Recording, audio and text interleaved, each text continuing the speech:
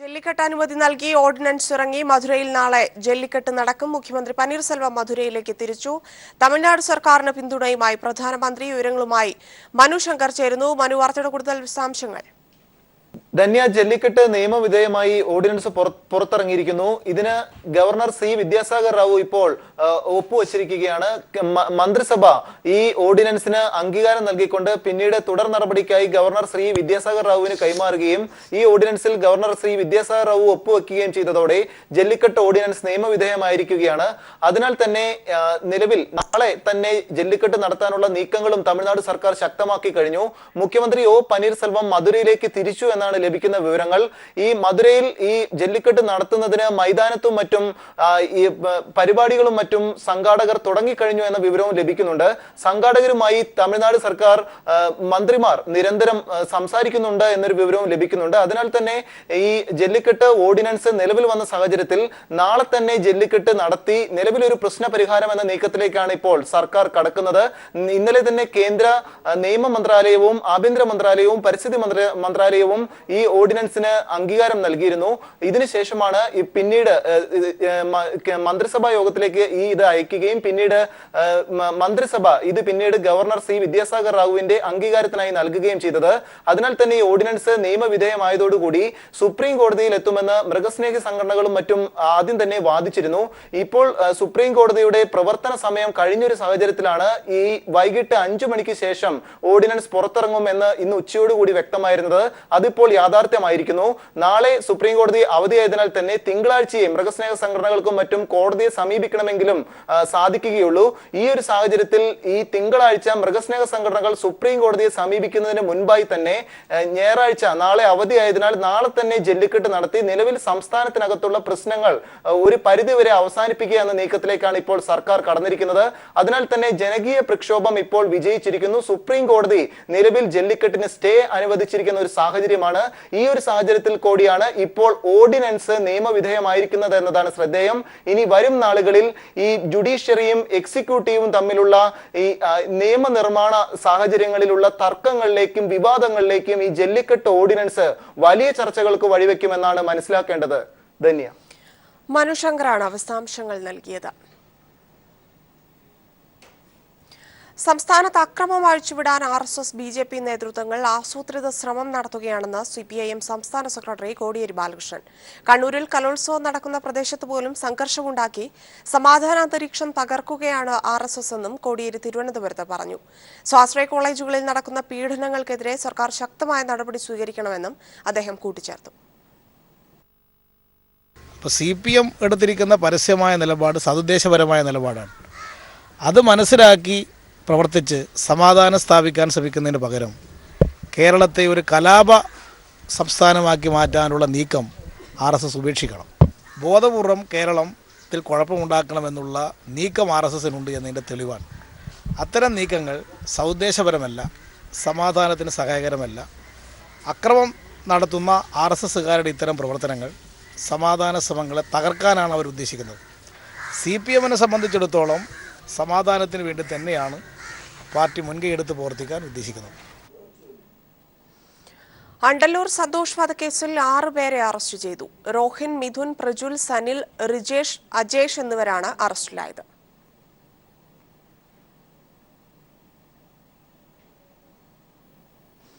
കണ്ണൂർ ധർമ്മടത്ത് സന്തോഷിന്റെ കൊലയ്ക്ക് പിന്നിൽ സ്വത്ത് തർക്കമെന്ന് MV ജയരാജൻ. കൊലയ്ക്ക് രാഷ്ട്രീയ നിറം നൽകാൻ ശ്രമിക്കുന്നത് ദൗർഭാഗ്യകരമാണ്. CPIM പ്രവർത്തകർ പ്രതികളായാൽ സംരക്ഷിക്കില്ലെന്നും MV ജയരാജൻ കോഴിക്കോട് പറഞ്ഞു. കണ്ണൂരിലെ സംഭവത്തിൽ രാഷ്ട്രീയ നിറം കൊടുക്കുന്നത് ദൗർഭാഗ്യകരമാണ്. അത് സ്വത്ത് തർക്കത്തെ തുടർന്നുണ്ടായ ഒരക്രമവും മരണവുമാണ്. അതിനെ രാഷ്ട്രീയവൽക്കരിച്ചുകൊണ്ട് പിന്നീട് പ്രശ്നങ്ങൾ ഉണ്ടാക്കിയതാണ് ഏറ്റവും തെറ്റായിട്ടുള്ള നടപടി. CPMൻ്റെ ആരെങ്കിലും അതിൽ പ്രതികളായിട്ടുണ്ടെങ്കിൽ അവരെ സംരക്ഷിക്കുന്ന നിലപാട് CPIM സ്വീകരിക്കുകയുമില്ല. വികസന പദ്ധതി നിർവഹണത്തിൽ പ്രാദേശിക സർക്കാരുകൾ സമയനിഷ്ഠ പാലിക്കണമെന്ന് മുഖ്യമന്ത്രി പിണറായി വിജയൻ. മാസങ്ങളിൽ തിരക്കിട്ട് തുക ചെലവഴിച്ച് നീർക്കുന്ന പ്രവണത അവസാനിപ്പിക്കണമെന്നും മുഖ്യമന്ത്രി. 13ാം പഞ്ചവത്സര പദ്ധതിയുടെ ഭാഗമായി നവകേരളത്തിന് ജനകീയ ആസൂത്രണം എന്ന കർമ്മ പരിപാടി ഉദ്ഘാടനം ചെയ്ത് സംസാരിക്കുകയായിരുന്നു അദ്ദേഹം. ഇ.കെ. നായനാർ സർക്കാർ തുടക്കമിട്ട ജനകീയ ആസൂത്രണത്തിന് 20 വർഷങ്ങൾക്ക് ശേഷം പുതുചൈതന്യം പകരുന്ന പദ്ധതിക്കാണ് മുഖ്യമന്ത്രി പിണറായി വിജയൻ തുടക്കം കുറിച്ചത്. സംസ്ഥാന സർക്കാർ പ്രഖ്യാപിച്ച 4 മിഷനുകളുടെയും വകുപ്പുകളുടെയും ഏകീകരണത്തിലൂടെ വികസന പദ്ധതികൾക്കായുള്ള ആശയ രൂപീകരണത്തിന് വേദി തുറന്നാണ് പരിപാടിയുടെ ഉദ്ഘാടനം നടന്നത്. പ്രാദേശിക സർക്കാരുകൾ അവസാന മാസങ്ങളിൽ പദ്ധതി തുക ചെലവഴിച്ച് തീർക്കാൻ ശ്രമിക്കുന്ന പ്രവണത അവസാനിപ്പിക്കണമെന്ന് മുഖ്യമന്ത്രി പിണറായി വിജയൻ ഓർമ്മിപ്പിച്ചു. ഏപ്രിൽ 1-ന് നിർവഹണം തുടങ്ങാനാവും വിധം പദ്ധതികൾ വളരെ നേരത്തെ തുടങ്ങണം. ജനപങ്കാളിത്തവും സമയനിഷ്ഠയും ഒരുമിച്ച് കൈവരിക്കണം. വളരെ തിരക്കിട്ട് തീർക്കേണ്ട ഒന്നാണ് പദ്ധതി നിർവഹണമെന്ന ധാരണ മാറ്റിയെടുക്കണം. ഇപ്പോൾ നടപടിക്രമങ്ങൾ ലളിതമാക്കുകയും പ്രാദേശിക സർക്കാരുകൾ കൂടുതൽ ഉണർന്ന് പ്രവർത്തിക്കുകയും വേണം. പദ്ധതി രൂപീകരണവും ജനപങ്കാളിത്തവും സമയനിഷ്ഠയും ഒരുമിച്ച് കൈവരിക്കാനാവണം. പ്രാദേശിക പദ്ധതി നിർവഹണത്തിലെ അഴിമതിക്കാർക്കെതിരെ പ്രത്യേക ജാഗ്രത പാലിക്കണം. സംസ്ഥാനതല പദ്ധതികൾക്കൊപ്പം പ്രാദേശിക പദ്ധതികൾക്കും പ്രാധാന്യം നൽകും. പോരായ്മകൾ പരിഹരിച്ച് ജനകീയാസൂത്രണം മെച്ചപ്പെടുത്താനാണ് 13ാം പദ്ധതിക്കാലത്ത് ലക്ഷ്യമിടുന്നത്. പ്രാദേശിക സർക്കാരിൽ ഉത്തരവാദിത്തം കെട്ടിവെച്ച സംസ്ഥാന സർക്കാർ ഒഴിഞ്ഞു മാറില്ല. ഇക്കാര്യത്തിൽ വകുപ്പുകളുടെ സഹകരണം ഉറപ്പാക്കും. നോട്ട് പ്രതിസന്ധി, വരൾച്ച എന്നിവ മൂലം ഉണ്ടായ ബുദ്ധിമുട്ടുകൾക്ക് സർക്കാർ പരിഹാരം കണ്ടെത്തും. കറൻസി പ്രശ്നം, വരൾച്ച ഇവയെല്ലാം ചില പ്രതിസന്ധികൾ സൃഷ്ടിക്കുന്നുവെന്നത് വസ്തുതയാണ്. ആ പ്രതിസന്ധി വളരെ വൈകാതെ തന്നെ അവസാനിക്കുമെന്നാണ് പ്രതീക്ഷിക്കുന്നത്. ഇത്തരം പ്രശ്നങ്ങൾ ഒഴിച്ചു നിർത്തിയാൽ കേരളത്തെ വളർച്ചയുടേതായ ഒരു ഉയർന്ന പന്ഥാവിലേക്ക് നയിക്കാൻ ഉതകിയ സാഹചര്യമാണ് നിലനിൽക്കുന്നത്. കക്ഷി രാഷ്ട്രീയ തർക്കങ്ങൾ നാടിന്റെ വികസന വിഷയത്തിൽ വിലങ്ങുതടിയാകരുതെന്ന് മുഖ്യമന്ത്രി മുന്നറിയിപ്പ് നൽകി. അതേസമയം ജനകീയാസൂത്രണ പദ്ധതിയിൽ വേണ്ടത്ര പ്രാധാന്യം നൽകിയില്ലെന്ന് ആരോപിച്ച പ്രതിപക്ഷം പരിപാടിയിൽ നിന്ന് വിട്ടുനിന്നു. ഇക്കാര്യത്തിൽ സർക്കാരിന് തുറന്ന മനസ്സാണെന്നും പ്രതിപക്ഷവുമായി പങ്കാളിത്തം ഉറപ്പാക്കാൻ തയ്യാറാണെന്നും ധനമന്ത്രി തോമസ് ഐസക് പ്രതികരിച്ചു. മന്ത്രിമാരായ A C. Moideen, Thomas Isaac, V S. Sunilkumar, K T. Jaleel, Raveendranath, E. Chandrasekharan തുടങ്ങിയവർ പങ്കെടുത്തു. News bureau, Thrissur. വാർത്തകളിലേക്ക്. നഴ്സിംഗ് റിക്രൂട്ട്മെന്റ് തട്ടിപ്പ് കേസിൽ 8 പേർക്കെതിരെ CBI കുറ്റപത്രം സമർപ്പിച്ചു. കേസിലെ രണ്ടാമത്തെ കുറ്റപത്രവും ഉതുപ്പ് വർഗീസിനെ പ്രതിയാക്കിയ ആദ്യ കുറ്റപത്രവുമാണ് CBI കോടതിയിൽ സമർപ്പിച്ചത്. മുൻ protector of emigrants Adolf Lawrence ആണ് ഒന്നാം പ്രതി. റിക്രൂട്ടിംഗ് ഏജൻസിയായ അൽ ഷറഫ മാൻപവർ കൺസൾട്ടൻസിയുടെ ഉടമ ഉതുപ്പ് വർഗീസ്, ഇയാളുടെ ഭാര്യ സൂസൻ വർഗീസ് എന്നിവരടക്കം 8 പേർക്കെതിരെയാണ് CBIയുടെ രണ്ടാം കുറ്റപത്രം. കുറ്റപത്രത്തിന്റെ പകർപ്പ് പീപ്പിളിന് ലഭിച്ചു. കുവൈറ്റ് ആരോഗ്യ മന്ത്രാലയവുമായി റിക്രൂട്ടിംഗ് ഏജൻസിയായ അൽ ഷറഫ മാൻപവർ കൺസൾട്ടൻസി ഉണ്ടാക്കിയ കരാർ പ്രകാരം 19,500 രൂപയാണ് സർവീസ് ചാർജായി റിക്രൂട്ട് ചെയ്യപ്പെടുന്ന ഒരു നഴ്സിൽ നിന്ന് ഈടാക്കേണ്ടിയിരുന്നത്. എന്നാൽ ഇതിന്റെ 100 ഇരട്ടിയായ 19.5 ലക്ഷം രൂപയാണ് ഏജൻസി ഒരു നഴ്സിൽ നിന്ന് പിഴിഞ്ഞത്. ഇത്തരത്തിൽ 1200 നഴ്സുമാരെ കുവൈറ്റിലേക്ക് റിക്രൂട്ട് ചെയ്തതായും 100 കോടിയോളം രൂപ സംഘം തട്ടിയെടുത്തതുമാണ് CBI കേസിന് ആധാരം. 2014 ഡിസംബറിനും 2015 മാർച്ചിനും ഇടയ്ക്കാണ് റിക്രൂട്ടിംഗ് തട്ടിപ്പ് നടന്നത്. 230 കോടി രൂപയുടെ തട്ടിപ്പിനാണ് സംഘം പദ്ധതിയിട്ടിരുന്നതെന്നും CBI കണ്ടെത്തിയിരുന്നു. ഇതിന്റെ അന്വേഷണം പുരോഗമിക്കുന്നതിനിടയിലാണ് നഴ്സിംഗ് റിക്രൂട്ട്മെന്റ് കേസിലെ രണ്ടാം കുറ്റപത്രം CBI കോടതിയിൽ സമർപ്പിച്ചത്. മുൻ പ്രൊട്ടക്ടർ ഓഫ് എമിഗ്രൻസ് അഡോൾഫ് ലോറൻസിനെ ഒന്നാം പ്രതിയാക്കിയും റിക്രൂട്ടിംഗ് ഏജൻസിയായ അൽ ഷറഫ മാൻപവർ കൺസൾട്ടൻസിയെ രണ്ടാം പ്രതിയാക്കിയും ഇതിന്റെ ഉടമ മൈലക്കാട്ട് ഉതുപ്പ് വർഗീസിനെ മൂന്നാം പ്രതിയാക്കിയും ഇയാളുടെ ഭാര്യ സൂസൻ വർഗീസുമടക്കം മറ്റ് 8 പേർക്കെതിരെയാണ് CBI കുറ്റപത്രം സമർപ്പിച്ചിരിക്കുന്നത്. അൽ ഷറഫ ജീവനക്കാരായ ജോസി, പ്രദീപ് KS, ഹവാല ഇടപാടുകാരായ VS സുരേഷ് ബാബു, K അബ്ദുൾ നാസർ എന്നിവരാണ് മറ്റു പ്രതികൾ. നഴ്സിംഗ് റിക്രൂട്ട്മെന്റ് തട്ടിപ്പ് കേസിൽ CBI ആദ്യം സമർപ്പിച്ച കുറ്റപത്രത്തിലും ഒന്നാം പ്രതി മുൻ protector of emigrants Adolphus Lawrence തന്നെയാണ്. ജനുവരി 8-ന് CBI കോടതിയിൽ സമർപ്പിച്ച ആദ്യ കുറ്റപത്രത്തിൽ Panacea Travels and MD MK Saleem, Trust International ഉടമ സാജൻ എന്നിവരും പ്രതികളാണ്. റിക്രൂട്ടിംഗ് തട്ടിപ്പിന് എമിഗ്രൻസ് ഉദ്യോഗസ്ഥൻ തന്നെ കൂട്ടുനിന്നതിനെ ഏറെ ഗൗരവത്തോടെയാണ് CBI കാണുന്നത്. അതേസമയം രണ്ടാം കുറ്റപത്രത്തിൽ പ്രതി ചേർക്കപ്പെട്ട ഉതുപ്പ് വർഗീസ് മുൻ മുഖ്യമന്ത്രി ഉമ്മൻചാണ്ടിയുടെ അടുപ്പക്കാരനെന്ന വാർത്തകളും മുമ്പ് പുറത്തു വന്നിരുന്നു. News bureau, Kochi. People exclusive. Calicut സർവകലാശാലയിൽ ക്രമക്കേട് നടന്നെന്ന ആരോപണമുയർന്ന റാങ്ക് ലിസ്റ്റിൽ നിന്ന് പ്യൂൺ നിയമനം നടത്താൻ നീക്കം. സിൻഡിക്കേറ്റ് നിയമിച്ച സെലക്ഷൻ കമ്മിറ്റിയിൽ ഇടതംഗങ്ങളുടെ എതിർപ്പ് മറികടന്നാണ് തീരുമാനമെടുത്തിരിക്കുന്നത്. താൽക്കാലിക ജീവനക്കാരിൽ നിന്ന് പ്യൂൺ നിയമനം നടത്താൻ തയ്യാറാക്കിയ റാങ്ക് ലിസ്റ്റ് ചോർന്നതിലും നിയമന അഴിമതി സംബന്ധിച്ചും ഉന്നതതല അന്വേഷണം നടത്താതെ നിയമന നടപടികൾ പൂർത്തിയാക്കാനാണ് സർവകലാശാലയുടെ ശ്രമം. കാലിക്കറ്റ് സർവകലാശാലയിലെ പ്യൂൺ നിയമനത്തിനായി തയ്യാറാക്കിയ താൽക്കാലിക ജീവനക്കാരുടെ റാങ്ക് ലിസ്റ്റ് ചോർന്ന വാർത്ത പീപ്പിൾ ടിവിയാണ് നേരത്തെ പുറത്തുവിട്ടത്. താൽക്കാലിക ജീവനക്കാർക്കായി നീക്കിവെച്ച 54 സീറ്റുകളിലേക്കുള്ള റാങ്ക് ലിസ്റ്റ് ചോർന്നത് നിയമന അഴിമതിയെ തുടർന്നാണെന്ന് അന്ന് തന്നെ ആരോപണം ഉയർന്നിരുന്നു.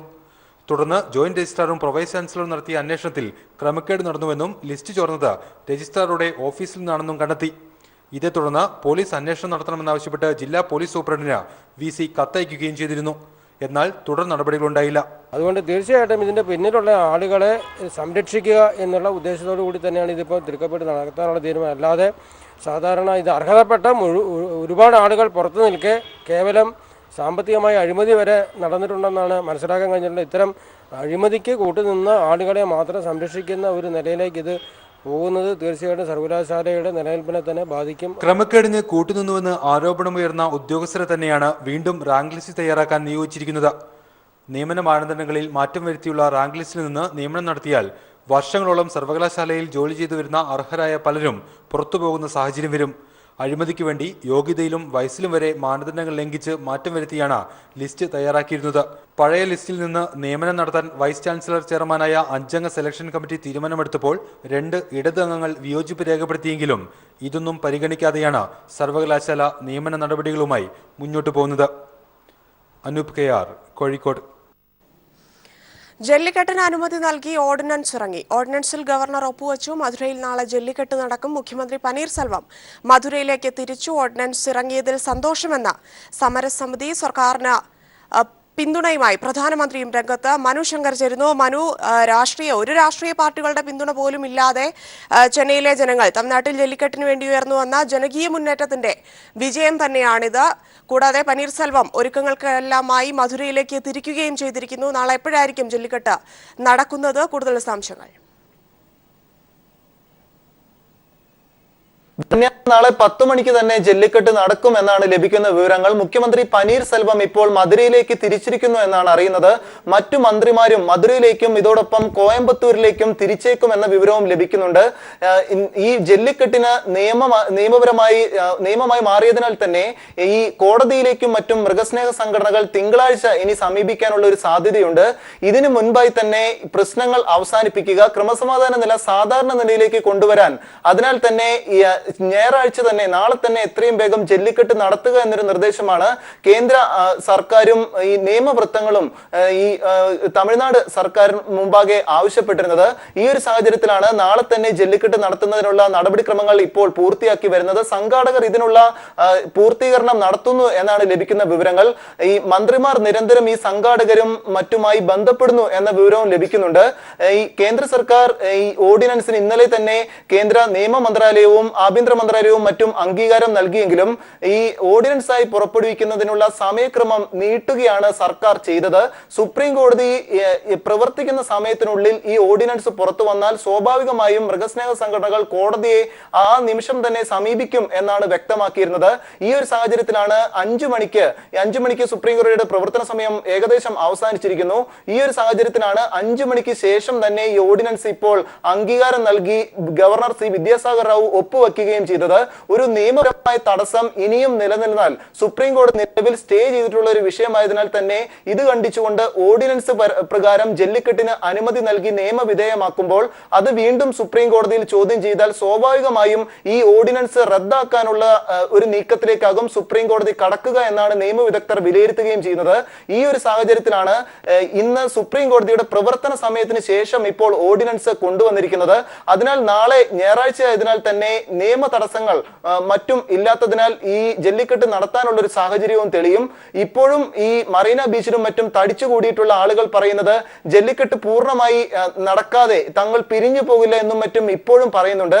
ഈ സംസ്ഥാനത്തെ ക്രമസമാധാന പ്രശ്നം സ്ഫോടകാത്മക സാഹചര്യത്തിലേക്ക് പോകുന്നു എന്ന് പറഞ്ഞുകൊണ്ടായിരുന്നു കഴിഞ്ഞ ദിവസം സുപ്രീം കോടതി ഈ ജല്ലിക്കെട്ട് കേസിൽ വിധി പറയാൻ തീരുമാനിച്ച ഒരു സാഹചര്യത്തിൽ ഒരാഴ്ചത്തേക്ക് കൂടി നീട്ടിവെക്കണമെന്നൊരു അഭ്യർത്ഥന അറ്റോർണി ജനറൽ മുകുൾ റോത്തഗി തന്നെ സുപ്രീം കോടതിയിൽ ശ്രീ PV തോമസ് ടെലിഫോണിൽ ചേരുന്നു. ശ്രീ PV തോമസ്, വലിയൊരു ജനക്കൂട്ടത്തിന്റെ ഏതാണ്ട് 5 ലക്ഷത്തോളം വരുന്ന ജനങ്ങൾ മെറിന ബീച്ചിൽ ഒന്നിച്ചണിനിരന്ന് ജല്ലിക്കെട്ട് നടത്തണമെന്ന ആവശ്യവുമായി വന്നു. അവർക്ക് ആ കാര്യം സാധിക്കാൻ നാളെ മധുരയിൽ ജല്ലിക്കെട്ട് നടക്കാനിരിക്കുന്നു. പ്രധാനമന്ത്രി അടക്കമുള്ളവർ ഇതിനെ സപ്പോർട്ട് ചെയ്തിരിക്കുന്നു. പനീർസെൽവം മധുരയിലേക്ക് തിരിച്ചു എന്നാണ് അറിയുന്ന വാർത്ത. താങ്കൾ എങ്ങനെയാണ് വാർത്തയോട് പ്രതികരിക്കുന്നത്? ഇത് ജല്ലിക്കെട്ട് എന്ന് പറയുന്നത് ഒരു തമിഴരുടെ ഒരു വലിയ സംഭവമാണെന്നാണ് പറയുന്നത്. പക്ഷെ നമുക്ക് ഒരു ജനാധിപത്യ ഭരണഘടനാ വ്യവസ്ഥയിൽ ഇതിനെ എങ്ങനെ നമുക്ക് നേരിടാൻ സാധിക്കും? സുപ്രീം കോടതി ബാൻ ചെയ്തതാണത്. ഇവിടെ മറീന ബീച്ചില് 2-3 ലക്ഷം ആൾക്കാർ വന്നു പറയുന്നു, ഒക്കെ ശരി തന്നെയാണ്. പക്ഷെ എന്നാൽ പോലും ഭരണഘടന രണ്ടാണോ? ഒന്ന് ജനങ്ങളുടെ വികാരം എന്ന് പറയുന്നു. എല്ലാ ജനങ്ങളുടെയും വികാരം ഉണ്ടോ? ഒന്ന്. 2, എന്താണ് ഭരണഘടന ഇതിൽ പറയുന്നത്? സുപ്രീം കോടതിയിൽ ഇരിക്കുന്ന സംഭവം എങ്ങനെ ഇത് രാജീവ് ഗാന്ധി ചെയ്ത പോലെ തന്നെയാണ്. അതായത് ഷാബാനോ കേസില് രാജീവ് ഗാന്ധി പെട്ടെന്ന് ഓർഡിനൻസ് പുറപ്പെടുവിച്ചു. അപ്പൊ അതിന്റെ എല്ലാം നമുക്കറിയാവുന്നതാണ്. അതുപോലെ തന്നെ എങ്ങനെ ചെയ്യാമോ, ഇടപെടാമോ ജുഡീഷ്യൽ പ്രൊസീജിയർ? ഇപ്പൊ നമുക്കറിയാം ലോ ആൻഡ് ഓർഡർ സിറ്റുവേഷൻ ഉണ്ടെന്നാണ് പറയുന്നത്. ശരിക്കും 2-3-4 ലക്ഷം രൂപയൊക്കെ ആൾക്കാരൊക്കെ മറീന ബീച്ചിൽ വന്നു കഴിഞ്ഞാൽ അത് വലിയ പ്രശ്നങ്ങൾ ഉണ്ടാക്കും. പക്ഷെ ഞാൻ പറയുന്നത് ഇത് ജല്ലിക്കെട്ട് എന്ന് പറയുന്നത് ഈ ആൾക്കാർ കൂടിയത് എന്താണ് ഇവിടെ പറയുന്ന ഒരു പൗരാണികമായിട്ടുള്ള ഒരു പ്രക്രിയയുടെ ഭാഗമായിട്ടാണ്. പക്ഷെ എത്ര പ്രാവശ്യം ജനങ്ങൾ, ഞാനിത് വേറെ ഇതിലേക്ക് പോവുകയാണ്, എത്ര പ്രാവശ്യം ജനങ്ങൾ കൂടിയിട്ടുണ്ട്? 1970 എമർജൻസിക്കെതിരായിട്ടുണ്ടായിരിക്കാം, അല്ലെങ്കിൽ പിന്നീട് നിർഭയ കേസ് വരെയാണ് നമ്മൾ കാണുന്നത് ജനങ്ങൾ ഇങ്ങനെ സ്പോണ്ടേനിയസ് ആയിട്ട് കൂടുന്നത്. ആ ഒരു സംഭവം ഇതൊരു വിപ്ലവകാത്മകമായിട്ടുള്ള സംഭവമാണിത്. ഒരു ആചാരത്തിന് വേണ്ടിയിട്ട് ജനങ്ങൾ കൂടുകയാണ്. അത് സുപ്രീം കോടതിയെയും ഭരണഘടനയെയും വെല്ലുവിളിക്കുകയാണ്. അതിനെ ഈ കേന്ദ്ര ഗവൺമെന്റും സംസ്ഥാന ഗവൺമെന്റും അംഗീകരിക്കുകയാണ്. അതിന് എത്രമാത്രം നമുക്ക് ജനാധിപത്യ വ്യവസ്ഥയിൽ അംഗീകരിക്കാൻ സാധിക്കും? അതിന്റെ വൈകാരികാവസ്ഥയ്ക്ക് ഞാൻ സമ്മതിക്കുന്നു, ശരി തന്നെയാണ്. അത് സുപ്രീം കോടതിയിൽ ഔട്ട്റീച്ച് ആണോ, അത് ജുഡീഷ്യൽ ആക്ടിവിസ്റ്റ് ആണോ എന്നുള്ള കാര്യം, അത് ബാൻ ചെയ്തതിനെ കുറിച്ച് ഞാൻ പറയുന്നത് അതാണോ എന്നുള്ള കാര്യം നമുക്കറിയണം. അതൊന്നുമല്ല. പക്ഷെ ഇതിന് നിയമപരമായ വ്യവസ്ഥ, ഭരണഘടനാ വ്യവസ്ഥ ഇത് തന്നെയാണ്. പക്ഷേ പറയുന്ന കാര്യം മറ്റൊന്നാണ്. അതായത് ചില ഫോറിൻ ഫണ്ടഡ് NGOs അവര് ഇതിനെ ഇന്ത്യൻ സംസ്കാരത്തെ തകിടം മറിക്കാനായിട്ട് ചെയ്യുന്നതാണ് പറയുന്നത്. അതൊന്നും ഇന്ത്യൻ സംസ്കാരത്തെ ഞാൻ കാണുന്നില്ല. സതി ഇന്ത്യൻ സംസ്കാരമായിരുന്നു പറയുന്നു. പക്ഷെ അതുപോലെ തന്നെ പല സംസ്കാരങ്ങളും നമുക്കറിയാം. അതൊന്നുമല്ല ഇതിന്റെ. നമുക്ക് ഭരണഘടനാ വ്യവസ്ഥ, ജനാധിപത്യ വ്യവസ്ഥ ഉണ്ടോ? മോഡി എന്തു പറഞ്ഞു, പനീർശെൽവം എന്തു പറഞ്ഞു, അവരെങ്ങനെ ഒത്തുചേർന്നു, എന്താണ് അവരുടെ ഭാവി പരിപാടി? രാഷ്ട്രീയമാണിത്. പി വി തോമസ്, താങ്കൾ ദയവായി തുടരുക. ഇപ്പോൾ TVS ഹരിദാസ് കൂടി ഇപ്പോൾ ടെലിഫോണിൽ ചേരുകയാണ്. ശ്രീ ഹരിദാസ്, ഇവിടെ ഗവർണർ വിദ്യാസാഗർ റാവു മാത്രമല്ല അംഗീകാരം നൽകിയത്. ഓർഡിനൻസിന് കേന്ദ്ര നിയമ പരിസ്ഥിതി മന്ത്രാലയം നേരത്തെ തന്നെ അനുമതി നൽകിയിരുന്നു. അവർക്ക് താല്പര്യമുണ്ടായിരുന്നു കേന്ദ്രത്തിന് ഇത്തരത്തിൽ ജല്ലിക്കെട്ട്. അത് ഈ മറീന ബീച്ചിൽ തടിച്ചുകൂടിയ ജനങ്ങൾ പറയുന്നത്, ഈ പറയുന്ന 5 ലക്ഷത്തോളം ആളുകൾ പറയുന്നത് തമിഴ്നാടിന്റെ സംസ്കാരത്തിന്റെ ഭാഗമാണ്, അത് അവരുടെ വികാരമാണ് എന്നുള്ള രീതിയിലാണ്. ഇതിൽ താങ്കൾ നോക്കിക്കാണുന്ന രാഷ്ട്രീയം അതെന്താണ്? ഇതില് ഗുണവുമുണ്ട് ദോഷവുമുണ്ട്. ഇതിനെ വളരെ ഗൗരവത്തിൽ കാണേണ്ട ഒരു വിഷയം തന്നെയാണ്. എവിടെയെങ്കിലും ലക്ഷക്കണക്കിന് ആൾക്കാർ ഒന്നിച്ചു കൂടിയിട്ട് നിയമവിരുദ്ധമായിട്ട് എന്തെങ്കിലും ചെയ്യണമെന്ന് നിർബന്ധം ചെലുത്തുന്ന ഒരു അവസ്ഥ ഉണ്ടായാൽ അതിന് ഗവൺമെന്റ് വഴങ്ങുന്നത് ശരിയാണോ അല്ലയോ എന്നുള്ളത് ഒരു പ്രശ്നം തന്നെയാണ്. അതേ സമയത്ത് ഇത്തരം എന്താ പറയാ, ഒരു തരത്തിൽ അവരുടെ സംസ്കാരവുമായി ബന്ധപ്പെട്ട വിഷയം കൂടിയാണ്. ഇത് തമ്മിലുള്ള ഒരു സംഘർഷമാണ് നമ്മൾ പലപ്പോഴും കാണുന്നത്. ഇവിടെയൊക്കെ ശ്രദ്ധിക്കേണ്ടത് ഇത്തരം പ്രശ്നങ്ങളെ വളരെ പോസിറ്റീവായിട്ട്, അല്ലെങ്കിൽ അതിനെ എങ്ങനെ കൈകാര്യം ചെയ്യണം എന്നുള്ള കാര്യത്തിൽ ഭരണകൂടവും ജനങ്ങളും ഒരേ തലത്തിൽ തന്നെ ചിന്തിക്കണം എന്നാണ് എനിക്ക് തോന്നുന്നത്. സംഘർഷങ്ങൾ ഉണ്ടാക്കാൻ എളുപ്പമാണ്. ഇപ്പോ മറീന ബീച്ചിൽ ലക്ഷങ്ങളാണ് കഴിഞ്ഞ 4-5 ദിവസമായിട്ട് ഒന്നിച്ചു കൂടി സമ്മർദ്ദം ചെലുത്തുന്നത്. ഇത്തരം ഒരു പ്രതിസന്ധിയെ ഓവർകം ചെയ്യാൻ ഗവൺമെന്റിന്റെ മുമ്പിൽ വേറൊരു മാർഗവും ഇല്ലായിരുന്നു എന്നുള്ള വസ്തുതയെ നമ്മൾ കാണണം. ശ്രീ KVS ഹരിദാസ്, ഇവിടെ ജനങ്ങൾ പറയുന്നത്, മറീന ബീച്ചിന് മുന്നിൽ തടിച്ചുകൂടിയ ജനങ്ങൾ പറയുന്നത്, അതുവഴി നേരത്തെ പോയിക്കൊണ്ടിരുന്ന മന്ത്രിമാരോ MLA-മാരോ പോലും അതുവഴി പോകുന്നില്ല, ഇവരെ ഭയന്നുകൊണ്ട് അതുവഴി ഒരു മന്ത്രി പോലും വരുന്നില്ല എന്നുള്ള രീതിയിലാണ്. ഇതില് വലിയൊരു പിന്നാമ്പുറം കൂടി നമ്മൾ കാണണം. 2011 UPA ഗവൺമെന്റിന്റെ കാലത്താണ് ഈ ജല്ലിക്കെട്ടിനുള്ള നിരോധനം വരുന്നത്. അന്ന് അതിനെ DMK അന്ന് അതിന്റെ ആ മന്ത്രിസഭയില് അല്ലെങ്കിൽ ആ മന്ത്രിസഭയെ പിന്തുണച്ചിരുന്ന ഒരു കാലഘട്ടമാണ് 2011. ADMK ഒന്നും ചെയ്തിട്ടില്ല ആ കാലഘട്ടത്തില്. അപ്പോ അന്ന് അത്തരത്തിലുള്ള ഒരു നിയമനിർമ്മാണത്തിന് തയ്യാറാവുകയും ഒക്കെ ചെയ്തത് അന്നത്തെ ഗവൺമെന്റാ. വേറൊരു കാര്യം കൂടി ആ സമയത്ത് ഓർക്കേണ്ടതുണ്ട്. അന്ന് ഈ പെട്ടയ്ക്ക് വേണ്ടിയിട്ട് സുപ്രീം കോടതിയിൽ ഹാജരായത് കോൺഗ്രസിന്റെ അഭിഭാഷകനായ കോൺഗ്രസിന്റെ വക്താവായ മനു അഭിഷേക് സിംഗ്വിയാണ്. അപ്പോ കേന്ദ്ര ഗവൺമെന്റും പിന്തുണച്ചു, അതുപോലെ തന്നെ പെട്ടയ്ക്ക് വേണ്ടി കോൺഗ്രസും പിന്തുണച്ചു. അങ്ങനെ ഒരു ബാക്ക്ഗ്രൗണ്ട് ഈ സംഭവത്തിനുണ്ട്. അപ്പൊ ഇത്തരം പ്രശ്നങ്ങൾ വരുന്ന സമയത്ത് മൃഗങ്ങളെ പീഡിപ്പിക്കാൻ പാടില്ല എന്ന് നമ്മൾ ഒരു തരത്തിൽ ഒരു സമയത്ത് പറയുമ്പോൾ തന്നെ നമ്മൾ വേറൊന്നുകൂടി നമ്മൾ കാണാതെ പോകാൻ പറ്റും. അവിടെ മൃഗങ്ങളെ കൊല്ലുന്നില്ലേ, ഭക്ഷണത്തിന് വേണ്ടിയിട്ട് മൃഗങ്ങളെ കൊല്ലുന്നില്ലേ? അത്തരം പ്രശ്നങ്ങൾ പുറത്തു കൊണ്ടുവന്ന ആൾക്കാര്. അപ്പൊ ഇതൊക്കെ ഇത്തരം കാര്യങ്ങളിൽ വളരെ വളരെ ആലോചിച്ച് തീരുമാനങ്ങൾ എടുക്കേണ്ടത് തന്നെയാണ്. ഞാൻ ഒരു കാര്യം കൂടി സൂചിപ്പിക്കട്ടെ. ഈ സമയത്ത് ഈ ജല്ലിക്കെട്ടിന്റെ പ്രശ്നം വന്ന സമയത്ത് നമ്മുടെ ഹൈദരാബാദിലെ OIC ഉണ്ടല്ലോ, അദ്ദേഹം പാർലമെന്റ് മെമ്പറാണ്. അദ്ദേഹത്തിന്റെ ഒരു പ്രസ്താവന കണ്ടു. ഇതേപോലെ തന്നെയാണ് ഈ മുത്തലാഖ് ഉൾപ്പെടെയുള്ള വിഷയങ്ങളെ കാണേണ്ടത് എന്ന്. അപ്പോ നമ്മള് ഈ ജല്ലിക്കെട്ടിന് വേണ്ടിയിട്ട് ഒരു ഭാഗത്ത് വാദിക്കുന്ന സമയത്ത്, നിലകൊള്ളുന്ന സമയത്ത് ഇതേ പ്രശ്നങ്ങളെ മുതലെടുക്കാൻ വേണ്ടിയിട്ട് മറ്റു ചിലരും മുന്നിട്ടിറങ്ങുന്നതും കൂടി കാണാതെ പോകാൻ പറ്റില്ല. ഇതൊരു ഗുരുതരമായ പ്രതിസന്ധി തന്നെയാണ്. തൽക്കാലം പ്രശ്നങ്ങൾ തീരുന്നു എന്ന് കരുതാമെങ്കിൽ പോലും ഇത് പുതിയ പുതിയ പ്രശ്നങ്ങളുടെ തുടക്കമായി മാറിയാൽ പോലും അതിശയിക്കാനില്ല എന്നാണ് എനിക്ക് തോന്നുന്നത്. വളരെ നന്ദി ശ്രീ KVS ഹരിദാസ് ഈ വാർത്തയോട് പ്രതികരിച്ചതിന്. ജല്ലിക്കെട്ടിന് അനുമതി നൽകി ഓർഡിനൻസ് ഇറങ്ങി. ഓർഡിനൻസിൽ ഗവർണർ ഒപ്പുവെച്ചു. മധുരയിൽ നാളെ രാവിലെ 10 മണിയോടെ ജല്ലിക്കെട്ട് നടക്കും. മുഖ്യമന്ത്രി പനീർസെൽവം മധുരയിലേക്ക് തിരിച്ചു. വിശദാംശങ്ങൾ നൽകിയത് മനു ശങ്കറാണ്. അവതരണം കൊണ്ട് മാത്രമല്ല, തെരഞ്ഞെടുത്ത വിഷയം കൊണ്ടുകൂടിയാണ് വിതുര ഗവൺമെന്റ് സ്കൂളിലെ നാടകം ശ്രദ്ധേയമായത്. മനുഷ്യബന്ധങ്ങളിലെ അകൽച്ച സമർത്ഥമായി അവതരിപ്പിക്കുന്ന പവർ കട്ട് എന്ന നാടകം.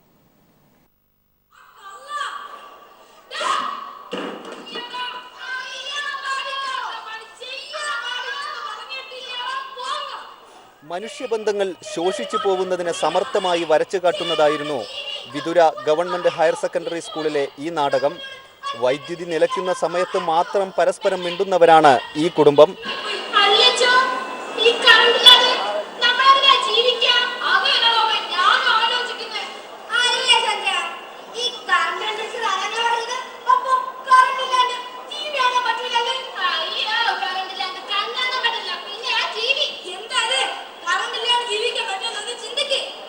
മനസ്സിൽ നന്മ സൂക്ഷിക്കണമെന്ന് ഓർമ്മപ്പെടുത്തുക കൂടിയാണ് ഈ നാടകമെന്ന് അധ്യാപകൻ പറഞ്ഞു. ഈ നാടകത്തിൽ നമ്മൾ പറയാൻ ഉദ്ദേശിക്കുന്നത് വേറൊന്നുമല്ല, ഈ മാറുന്ന ലോകത്ത് എത്രയൊക്കെ വേഗതയിൽ നമ്മൾ നടന്നാലും മനസ്സിൽ ഒരു മണ്ണെണ്ണ വിളക്കിൻ്റെ വെളിച്ചം അഥവാ നന്മ, ആ പഴയ കാലത്തിൻ്റെ നന്മ കൊണ്ട് നടക്കുക എന്നുള്ളത് മാത്രമാണ്. ജനറൽ വിഭാഗം നാടകത്തിൽ 32 ടീമുകളാണ് മത്സരത്തിനെത്തിയത്. ക്യാമറമാൻ വിനേഷ് നേതാജിക്കൊപ്പം KT സാലിഹ്, കണ്ണൂർ.